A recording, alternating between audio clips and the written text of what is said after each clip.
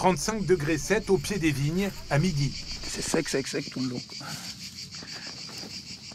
Dans cette parcelle, Vincent cultive le rolle, un cépage blanc originaire de Turquie. Après 2 mois de forte chaleur, les feuilles commencent à jaunir et quelques pieds dépérissent. La vigne s'asphyxie. Cette année, c'est sec plus, parce que même si les autres années, elles ne sont pas aussi vigoureuses que les autres, elles font 1 mètre de plus. Et un peu plus de feuilles, un peu plus de grappes. Là, les grappes, on les compte, quand il y en a. La vigne n'a plus poussé depuis 1 mois et demi. C'est la conséquence des fortes chaleurs et du stress hydrique.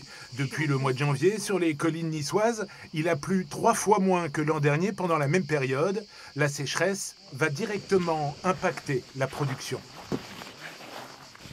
Et je fais environ 1200 bouteilles sur cette parcelle depuis plusieurs années. Cette année, ça va être un peu plus compliqué.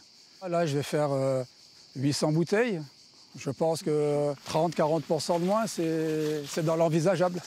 Les viticulteurs sont obligés de s'adapter à ces conditions extrêmes, en laissant l'herbe pousser au pied des vignes et en enrichissant la terre en compost et en fumier.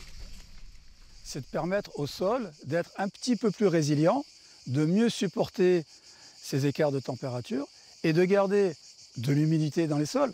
Après, ça ne va pas être non plus un marécage, il ne faut pas rêver. Ici, les vendanges sont prévues la première semaine de septembre. En 10 ans, en raison de la hausse des températures, la récolte a été avancée de 2 semaines.